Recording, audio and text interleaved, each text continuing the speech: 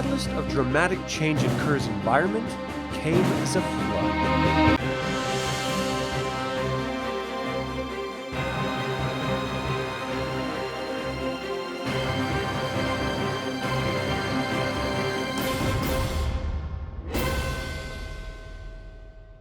Welcome to another DragonLance Saga episode. My name is Adam, and today we're going to talk about Khur in the War of the Lance era. I'd like to take a moment and thank the members of this channel and invite you to consider becoming a member by visiting the link in the description below. You can even pick up DragonLance gaming materials using my affiliate links. I am referencing Tales of the Lance and War of the Lance source books for this information. If I leave anything out or misspeak, please leave a comment below. Understanding Khur in the War of the Lance era is to understand Khur as it has always been, populated by nomadic tribes who would travel from one water source to the next. But in ancient times, before the Cataclysm, rather than traversing vast deserts, the tribes of Khur were like the Abanasinian plainsmen, traveling across its vast grassy plains. Then the drowning came. You see, as the mountain crushed Istar, forming the Blood Sea, waters rushed into the land of Khur, stripping away layers of topsoil, and when those great floods finally receded, it left behind desert sands and arid wastes.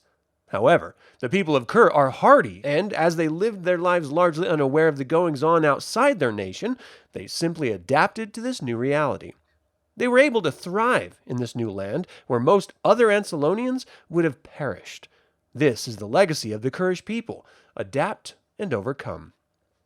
Khur is located between the Cataclysm Mountains in the west, the Rocky Badlands in the north, and Balfour in the east. It is a land of great shifting dunes that stretch for as long as the eye can see. Beneath these dunes are ancient ruins of the Istarian Savannah city. As the dunes naturally shift, ruins are buried and revealed, so the exact number of them is unknown. When large structures are revealed, tribes will claim them quickly for their own. In the north, you will find rare oases, though the chances that they are unoccupied by existing tribes is slim to none. The people of Khur are welcoming if you're entertaining or wealthy, but they're quick to dispatch those who bring danger with them. The secrets of the underground springs are carefully guarded and necessary for survival in the desert land. Khur is one of the driest places on Krynn. From Chiselmont to Hidumont, the days are scorching while the nights are near freezing.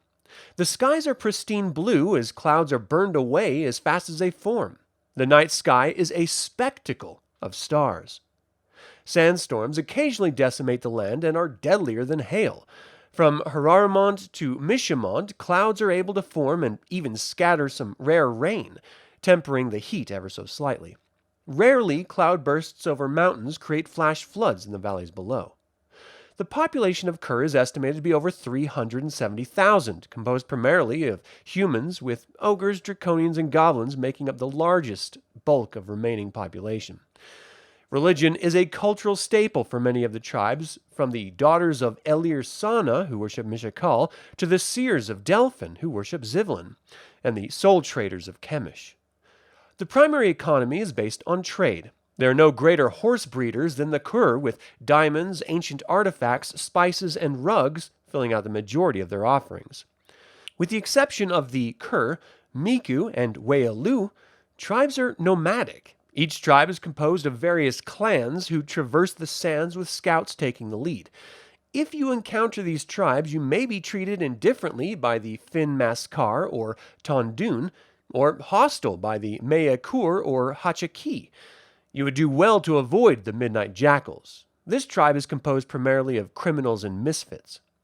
In the north are the Shale Cutters, hill dwarves who have lived here as long as human tribes. After the Cataclysm, the tribes fled from the flood and were united under the warrior Kaja. They survived the rising sea level by fleeing into the Calcists. Kaja would found Khuri Khan, the capital. Upon his death, his 7 sons split the people into 7 tribes, with Garmak remaining in the city. Though the 7 warred with each other, over time they would all pay tribute to Garmak and his tribe, the Khur. When the Green Dragonarmy came, the Khur accepted its alliance. The other tribes are not strong enough to stand against Khur and the Dragonarmy, so they run free, striking at them at opportune moments. With the Dragonarmies came the cult of the Soul Traders. These fanatics of Chemish would seek out those desiring immortality and, at times, those who don't want it at all. These unwitting volunteers ultimately serve Takhisis in their undeath. Khur is the largest city and capital of the nation, with over 20,000 residents. It features massive stone walls, palaces, and glimmering buildings. High Lord Salah Khan lives in the Palace of the Setting Sun. He assists in protecting the Khur tribe from the other 6 in exchange for resources and warriors. This Dragonarmy occupation has forced the daughters of Elir Sana into a mysterious trance. Delphon is the next largest city, at over 11,000 residents. It is east of Khur and north of the Kerman Sea. It features sandstone buildings and marbled towers, and is home to the Waialu tribe. They are occupied by the Green Dragon Army as well, but the Seers of Delphin see a day when they will be liberated. From here, the settlements become much smaller.